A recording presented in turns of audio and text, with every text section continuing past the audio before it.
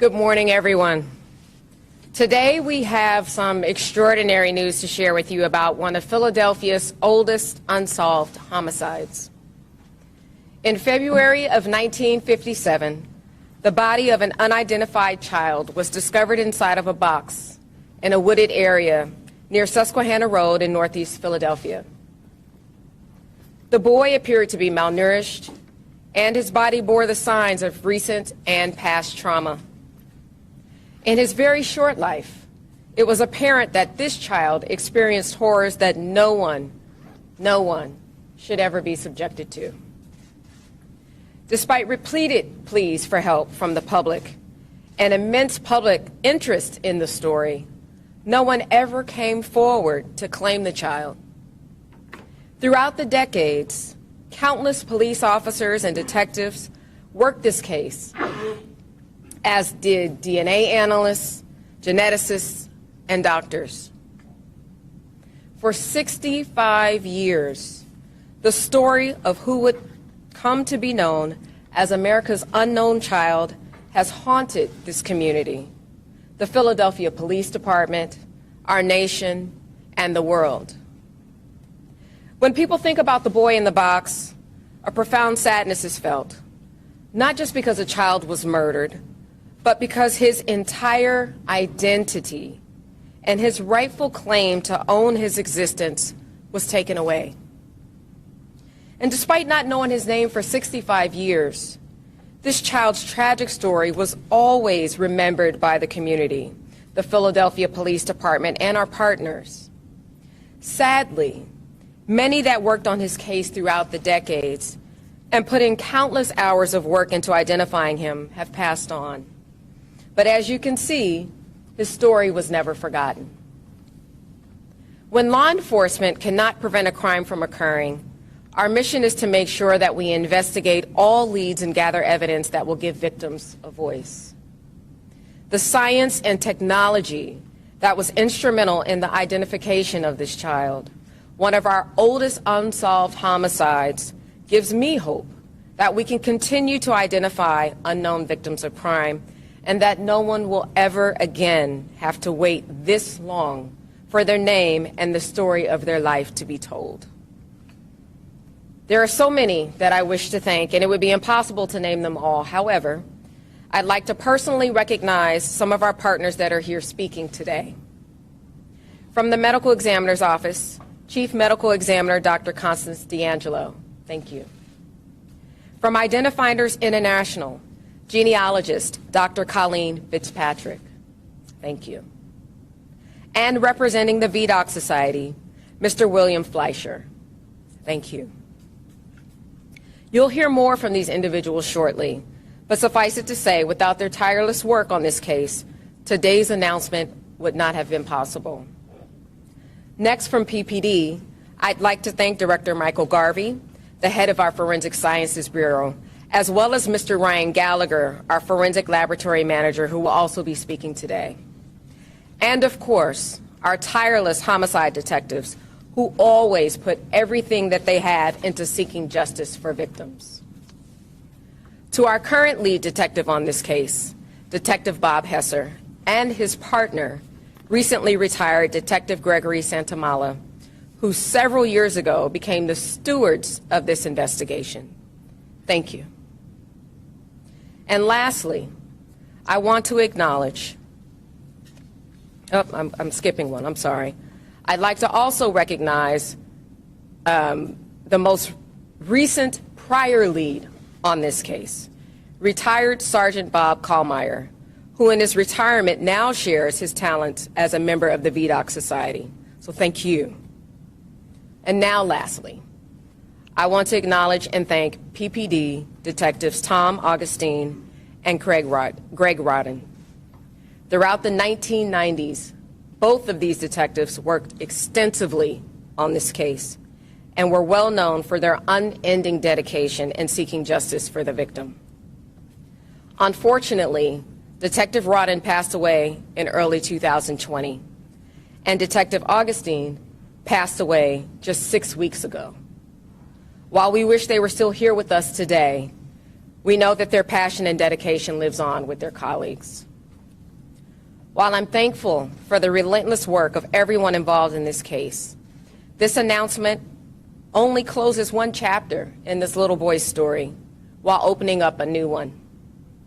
This is still an active homicide investigation, and we still need the public's help in filling in this child's life story. I will now turn this over to Captain Jason Smith, our commanding officer of our homicide unit, who will provide details into the investigation. Without the hard work, dedication, and passion and the doggedness of the many, we would not be here today to give America's formerly unknown child, Joseph Augustus Zarelli, a voice. Captain.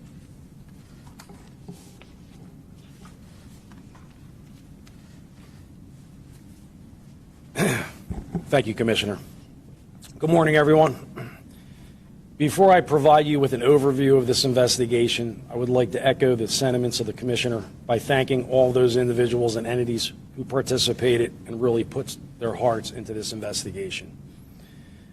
On February 26, 1957, at 10:40 a.m., the remains of a white male estimated to be 4 to 6 years of age were located in a wooded area with dense underbrush along Susquehanna Road between Varee and Pine Roads in the city and county of Philadelphia. The child had been severely beaten. He was unclothed, had been wrapped in a multicolored blanket, and placed inside of a cardboard box.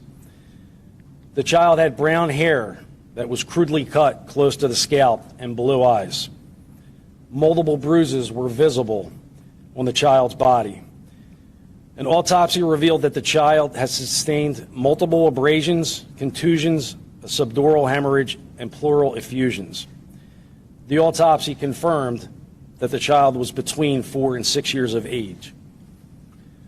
The child was subsequently buried in plot number 191 at a potter's field located at 12898 Dunks Ferry Road in the city of Philadelphia.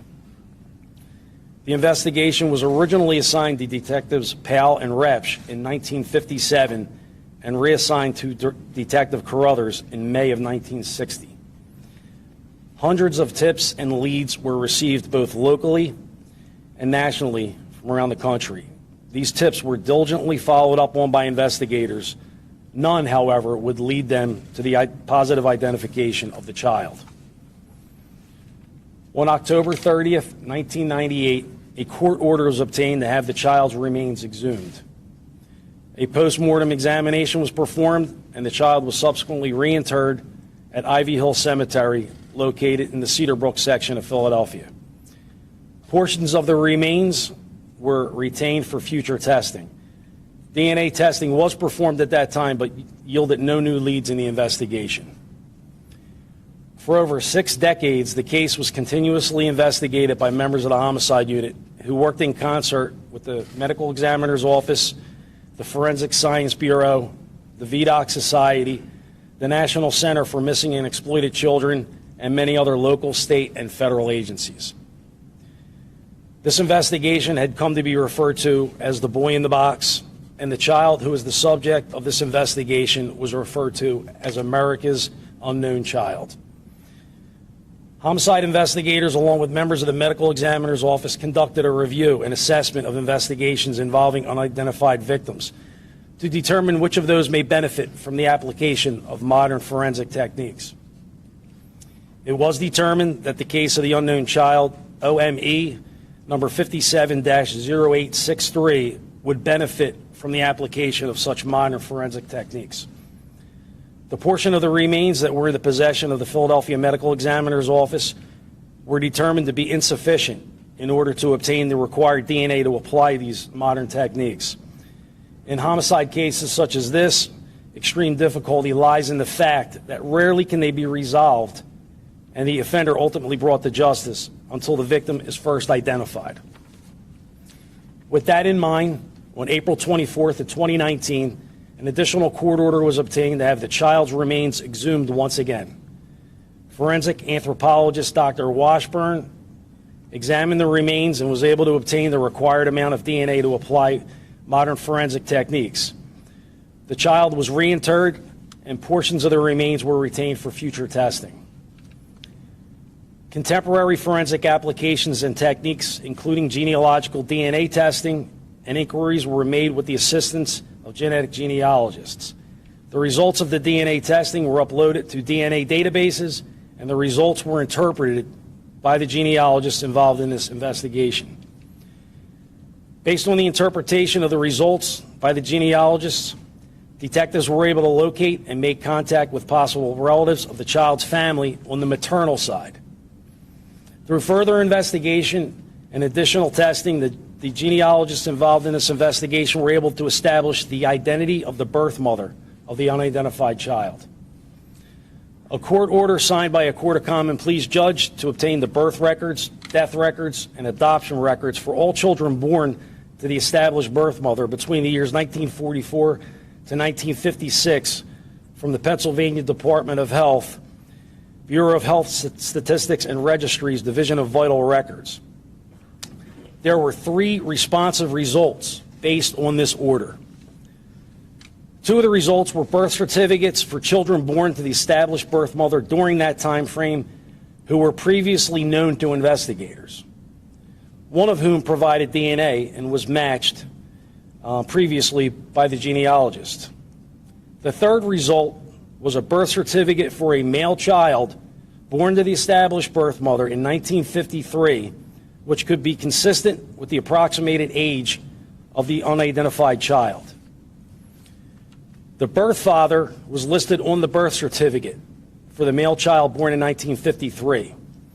Based on research by detectives and the genealogists, a male was discovered who could possibly be the birth father of the unidentified child.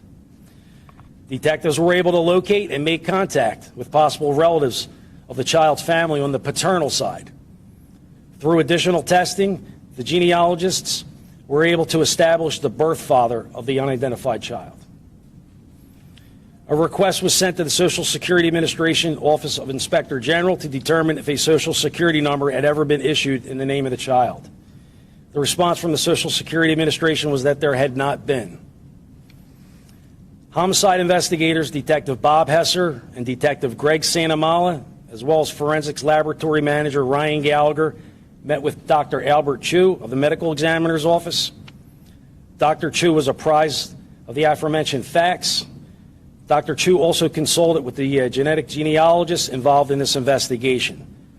Dr. Chu indicated that based on the facts presented and the conclusions of the genetic genealogists, the death certificate for the unknown child, OME number 57-0863, would be amended to reflect the child's birth name, Joseph Augustus Zorelli.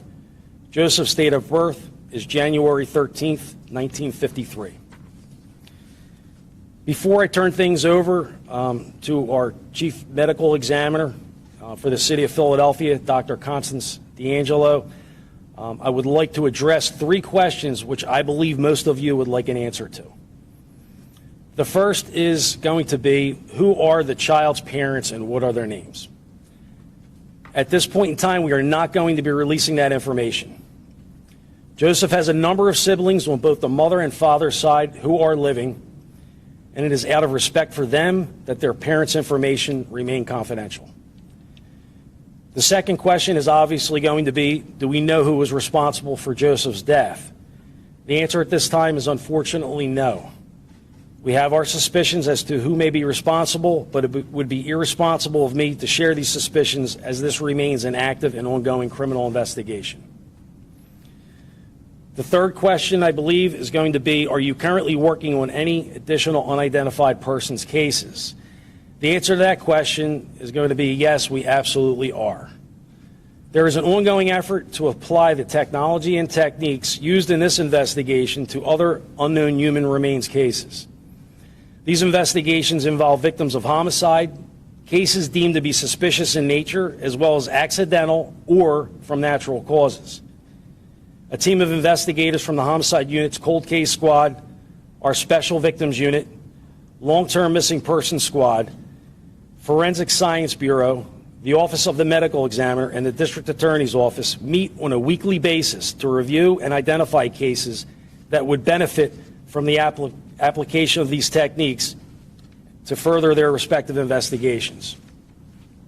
There are currently more than a dozen cases in progress right now, and as leads are developed, they are pursued by investigators and worked on by other members from the group. I'll now turn things over to Dr. D'Angelo.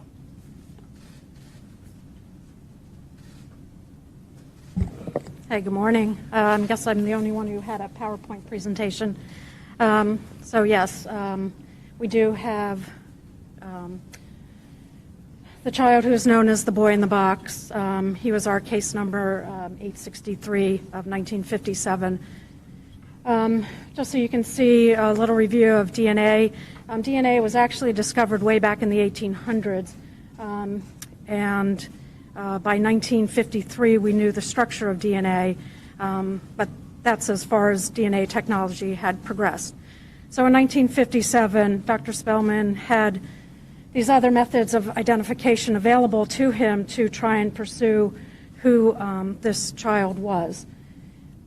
Visual identification was one of the main forms how we identify people, and that remains the case even up to today.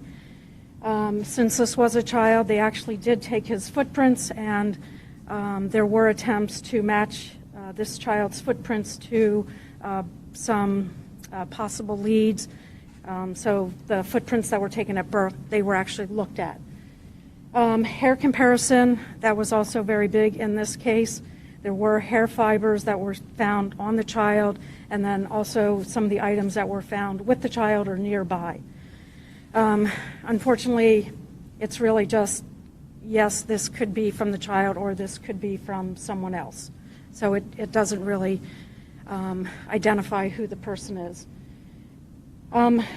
There's also the ability, if this child had had any sort of x-rays, that the x-rays could be compared. In this child's case, they did use the x-rays to help give an age range for this child because, as it was said, he appeared very malnourished, which would then mean he would look much younger than his actual age. Next slide, please. So in the 1950s, after this case was discovered, the newspaper clipping on the far right, that was actually in the paper. It is a photograph from the time of autopsy and the particulars relating to this child. And again, the hope was that someone would come forward. There were some scars noted on this boy's body, and Dr. Spellman believed that this meant that this child had undergone intravenous fluid administration when he was very young. And so this information was put out, and all of the different hospitals were contacted to see if they would go through their records to see if they could match up anyone. And then the poster was actually one that was provided by the Inquirer. It was posted all over the city, and it was also included in the gas bill that was mailed to Philadelphians. Next slide, please. Two other techniques that were tried on the far right. A death mask was actually also made for this child, and one of the medical examiner investigators actually retained this mask, and when he would go follow up on a lead, he would have that mask with him. The other photo of the boy, this is actually the body of the child.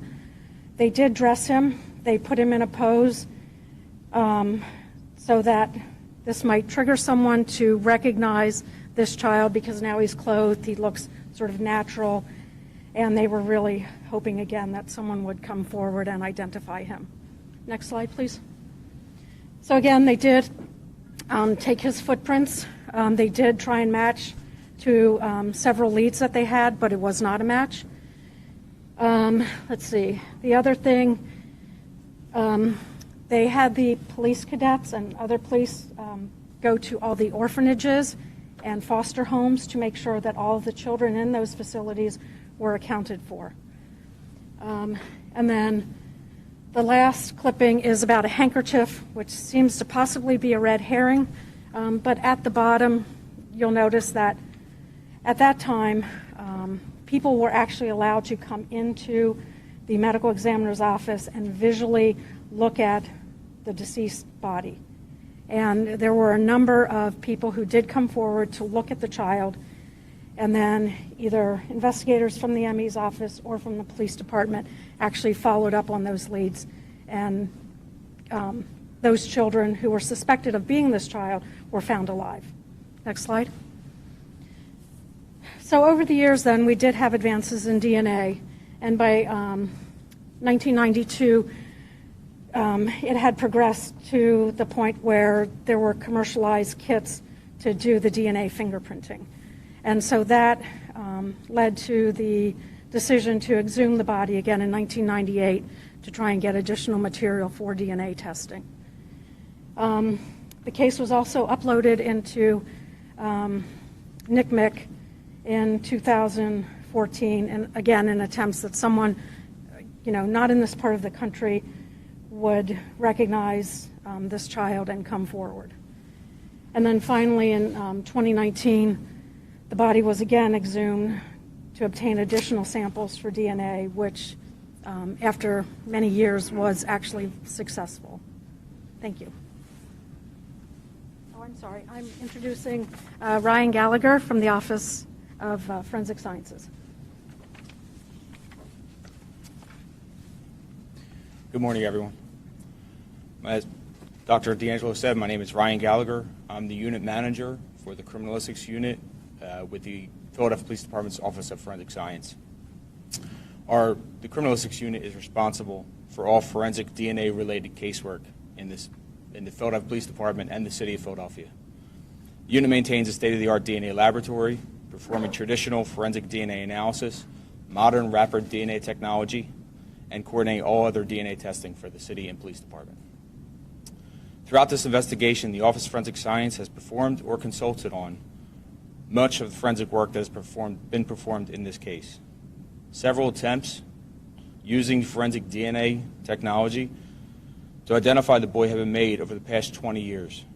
Specifically, the boy's DNA profile was entered into CODIS and searched continuously for matches to immediate biological relatives. CODIS is the acronym for the Combined DNA Index System, which is managed by the FBI and is the National DNA Database. This database is used to search crime scene samples and compare to DNA reference samples to solve criminal investigations. A portion of CODIS is maintained for DNA samples from unidentified remains, and those DNA profiles are compared to DNA samples from family members of missing persons. There were no matches in CODIS in this case.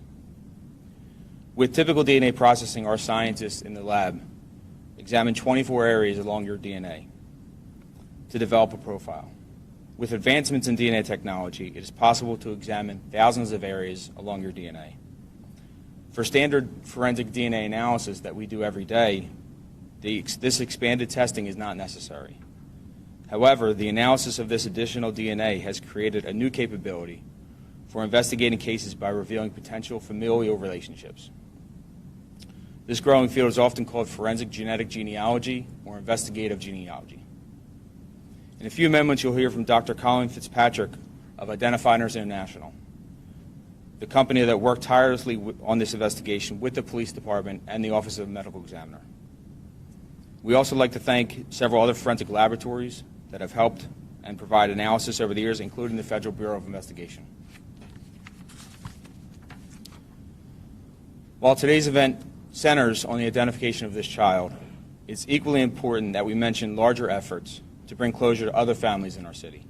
The Office of Forensic Science has implemented a forensic genetic genealogy program to assist the Philadelphia Medical Examiner's Office and the Philadelphia Police Department with investigations involving the identification of unidentified human remains or unknown suspects in criminal cases. Due to limitations with the technology, not every case is going to benefit from this. However, the police department continues to evaluate all applicable cases and determine eligibility. In cooperation with the Homicide Unit, the Special Victims Unit, the Philadelphia Office of a Medical Examiner, the Forensic Genealogy Program has initiated testing in dozens of cases. These cases range in years from 1957 through 2022. The program emphasizes a collaborative effort between forensic scientists and detectives to uncover and follow up on investigative leads. Joseph Augustus Zarelli represents the first identification of human remains using forensic genetic genealogy as a result of this collaboration. While this is the first, it will definitely not be the last identification that is made. Our goal for the project is that there will never be another unidentified homicide victim in the city of Philadelphia. We have established a process for all new unidentified remains and are working through the records of all previous homicides to identify cases which may be included in this program. In reality, we may not attain the lofty goal of 100% identification for a variety of reasons. However, the identification of America's unknown child strengthens our resolve. The victims of a homicide deserve, and their families deserve, no less. And I'll introduce Dr. Colleen Fitzpatrick from Identifinders International.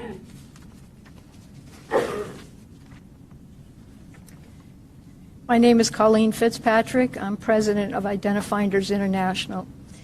I want to say this was the most challenging case of my whole career. It took 2.5 years to get the DNA in shape. It was so bad.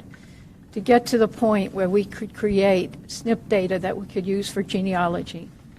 Our success was a cooperation among experts from several countries. This was an international program. And the good news is that the technology that we push forward is giving hope to other unidentifieds whose DNA is thought to be beyond the technology of modern horizon of technology. Maybe it isn't, after all. There's so many people I'd like to thank. I'd like to thank first Detective Bob Hesser, who was just so patient and did so much investigative work on that side of the forensic genealogy. I would like to thank the Philadelphia Police Department and the Philadelphia Medical Examiner's Office for all the resources that they've devoted over the decades to this case. I'd like to thank the National Center for Missing and Exploited Children and the VDOC Society for keeping the case alive for so many years. The International Commission for Missing Persons in The Hague for their guidance, their expertise, and the networking they did to send us in the direction of the experts who made this happen with us. Those experts, some of them wish to remain anonymous, and I will honor that, but they know who they are, and they're probably watching right now, so thank you. I want to thank AudioChuck for a grant funding that covered some of our critical expenses. And last but not least, I want to thank Misty Gillis, top-notch forensic genetic genealogist, one of the best you will ever meet, who hung in there for 2.5 years with me as we fought that uphill battle on the DNA front. And when that data came in, she worked night and day to get that boy his identity back. Because, after all, what can we hope for in life and death but to be buried under a stone carrying our own name? So thank you, everyone, for your assistance over these years. We appreciate it. And now I'd like to introduce Bill Fleischer from the VDOC Society. Thank you, Doctor. Good morning, everyone. Since February 1957, hundreds of investigators have worked to put their hearts and souls in solving the mystery of our little boy's identity and the circumstances of his death. Many of these men and women aren't with us anymore, but I feel their souls are standing here at this moment with us. Now our lad is no longer that boy in the box. He has a name, and I was raised to believe that when you say the name out loud of a loved one, that person still lives in spirit amongst us. Soon, through the good offices of Mr. Dave Drysdale and his team at the Ivy Hill Cemetery, the VDOC Society will put a name on that child's grave. Joseph Augustus Zarelli will no longer be that boy in the box and will no longer be unknown. On behalf of the VDOC Society, I want to thank the Philadelphia Police Department, Police Commissioner, the homicide detectives throughout the years, the medical examiner's office investigators, Dr. Colleen Fitzpatrick and Misty Gillis, the National Center for Missing and Exploited Children, and all the people of the media and the public who have, throughout the years, have tirelessly kept this story alive and contributed greatly to putting the name on his gravestone. God bless you all for keeping the faith. Thank you. I would like to turn it back to Captain Smith. All right, folks, at this point in time, we will open it up to Q&A. The death certificate officially said unknown to the manner of death. How and when did you guys determine that it was indeed homicide? Well, that was determined early on in the investigation. Right, so why was the death certificate not changed? Or I guess when was that determined? Because the death certificate says unknown still. I can't answer that question. Okay, but it is in fact, if he was killed, it was a homicide. That's correct. Okay, can you tell us a little bit more about that part of the case of what you know of how he was killed or what happened to him? Well, I described the injuries. He had abrasions, he had contusions, so he basically had blunt force trauma. From what I understand, he was also emaciated. Okay, so, but I'm going to say blunt force trauma was more than likely the cause of death. Captain, with an investigation that now has the name, what changes behind the scenes? What does this give your detectives? Where do you go from there? All right, so the job's, it's over 65 years old now. All right, so that's definitely, it's going to be an uphill battle for us to definitively determine who caused this child's death. If this technology had been available to us 20 years ago, it might have been a completely different story. Because once you identify who the child is, and then that's what you start beginning with family members. Well, at this point in time, a lot of the family members who would have been old enough to have a memory of any incident that might have occurred are normally long gone. So are you saying there's a possibility that you may never make an arrest? Who's responsible for the homicide of Joseph Augustus? That's correct.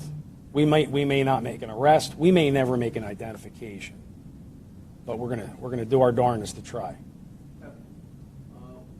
When you talk to the relatives, do you ask them the answer why nobody came forward in 1957 and said, hey, I think that's Joseph? I think. Yeah, that's going to be part of the investigation. And again, I will go to probably time and time again. It's an ongoing and active investigation. So I'm not going to comment on that, sir. What was the reaction from the family when the detectives came forward with this information? I'm not going to comment on that either. Where was he from? Where Where was he from? where was the child from? What section of the city? West Philadelphia, we believe. Was he ever reported as a missing child? No. Never? He was not? No, never, sir.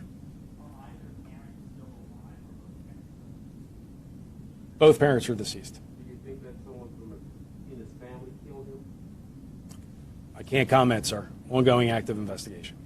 Captain, when it comes to you mentioned this, the other victims we have a Potter's Field, at least one that we know about. I think there are some others scattered around.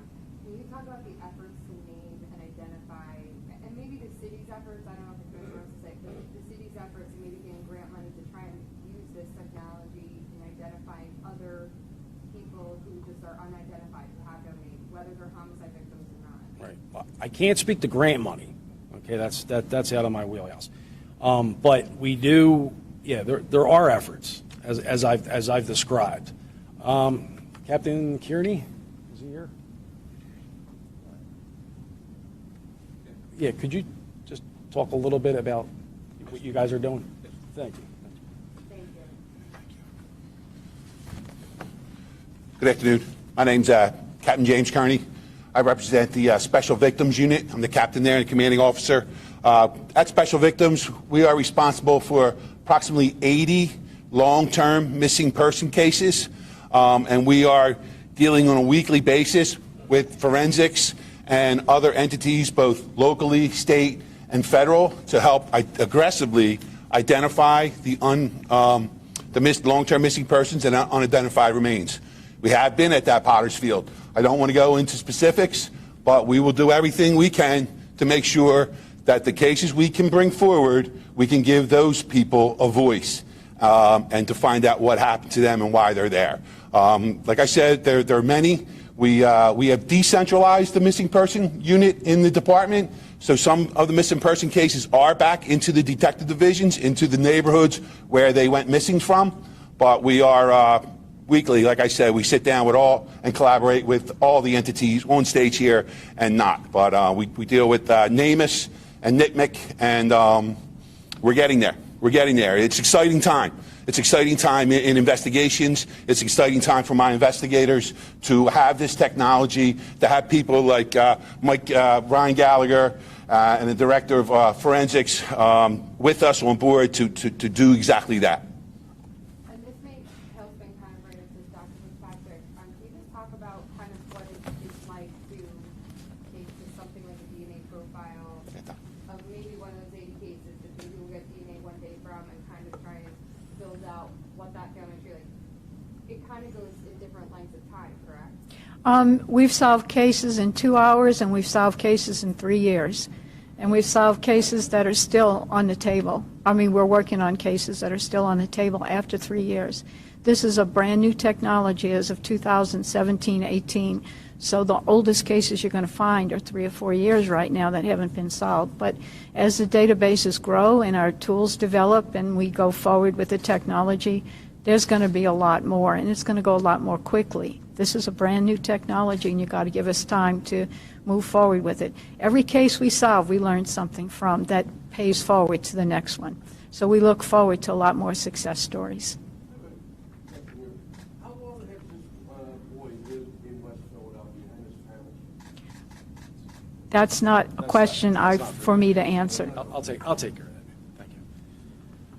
Well, the child that just turned 4 years old, right? His family had roots there, or did they just move there? Or? I can't say with any degree of specificity that how long he was there. All right. So, What I'm trying to say is none of the neighbors noticed him missing, and seeing the TV coverage in the newspapers and the bulletin inquirer, nobody put two and two together that, the child was no longer doing that. well, sir, we just discovered who the child was. But they had the picture. When the picture looked, Right. the child. I can't answer that question, sir. I don't know what the neighbors knew or didn't know.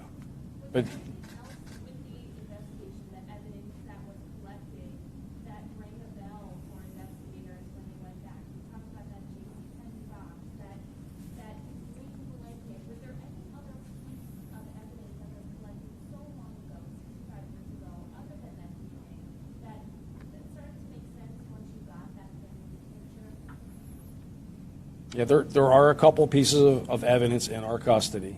All right, one of which we're doing an examination for possible DNA. All right, it was an article of clothing that was left at the crime scene. But like I said, the evidence between then and now it's diminishes. Just like the child's DNA degraded and became very, very difficult to extract a strain of DNA that was viable.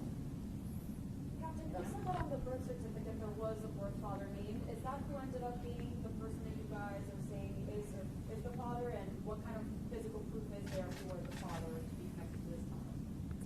What kind of proof is there? That was done through genetic testing. So the father, we're hearing that the family is saying, the dad's side, that there's no physical proof connecting him to this child. Well, that's not true. Okay, so Yeah. can you just elaborate on what the proof is? And is it the person on the birth certificate, or was there further testing done with DNA certificate? Okay, so it is going to be the person that's on the birth certificate. All right, the name on the birth certificate is not exact. It's not exact. All right, and I'm going to leave it at that. All right, so, but it is the birth father. How do you know that? You can just get more. Well, Genealogy. yeah. Now, it's the genealogical connections. When we look at the data, we see what we call matches or DNA cousins, and we network them. And there were cousins on both sides of the family that can only funnel to that one individual, can only be connected to that one guy. And so that's how we identified the parents, the family, and so on. There is all of that in place. I got a question for Captain Smith. You could talk a little bit about where the investigation goes from here. Are you adding more people? Is there going to be a re-interview of all the family members? How would you classify where it goes from here? And the other point is, would you talk about how there's a possibility that the killer might even be dead, or since this happened so long ago, the people that you would have wanted to talk to might not even be alive anymore? Okay, so one of the things that I'm hoping comes out of this press conference is that we receive an avalanche of tips from the public. We're going to filter through each and every one of those tips, but in that avalanche, there might be a diamond in the rough. I'm hopeful that there's somebody who was in their mid to late 70s, possibly 80s, who remembers that child. All right, the child did live until a little over past the age of 4 years old. So there would have been somebody out there that would have seen this child. Perhaps another family member that hasn't stepped forward, possibly a neighbor. Okay, a neighbor that remembers seeing that child, remembers whatever occurring at that particular household. That's what I'm hoping comes out of this. Of course, we're going to be revisiting the family members. The assigned investigator. We just had a member down at the homicide unit. So like I said, this remains an active investigation. We're going to continue to work this. Captain, are surviving family members still in the area? Secondly, other than charges related to the actual homicide, are there other charges possibly in play? I'm not going to comment about whether where the family members live, whether they're in California, Delaware, or in this immediate vicinity. I'm just not going to comment on that. And as far as other charges, what other charges what would you be alluding to? Asking about possible obstruction, other related counts that may conceal the actual crime. I'm not going to comment on that.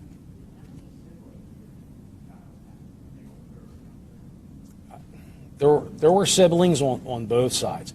An exact number, their ages, whether they were male or female, we're not going to comment on at this time.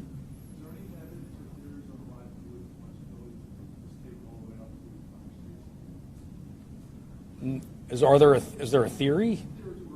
I mean, the theory would be common sense, it was far away from their house. At that point in time, that area of Fox Chase was pretty rural. Captain, are we talking West Philadelphia proper, Overbrook Park, Overbrook? Is there a specific neighborhood of West Philadelphia?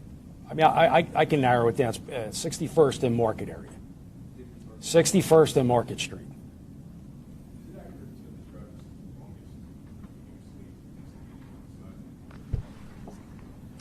It's the longest that I'm aware of in Philadelphia. Yes. All right, folks, we have time for two more questions. Well, the technology that was used to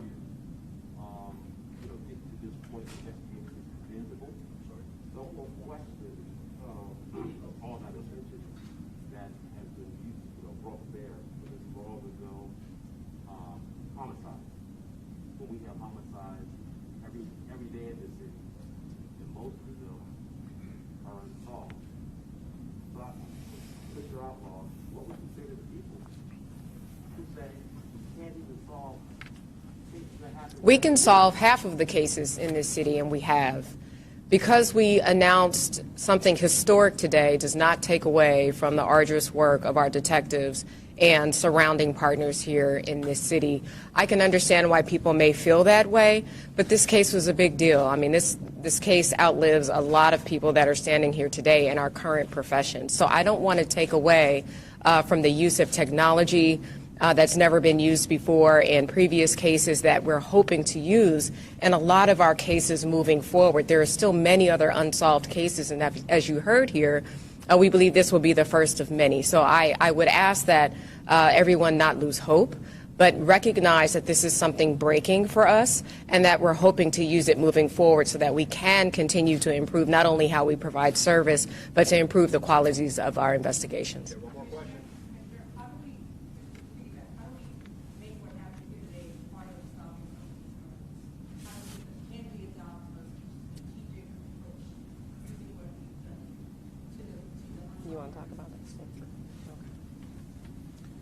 So, as I mentioned, this technology can be used for many cases. We continually evaluate in these weekly meetings that was talked about what cases would benefit from these. So whether it's unidentified remains or whether it's trying to determine who a suspect might be in a criminal case. But it can be applied for all the cases depending on their eligibility. Thank you so much.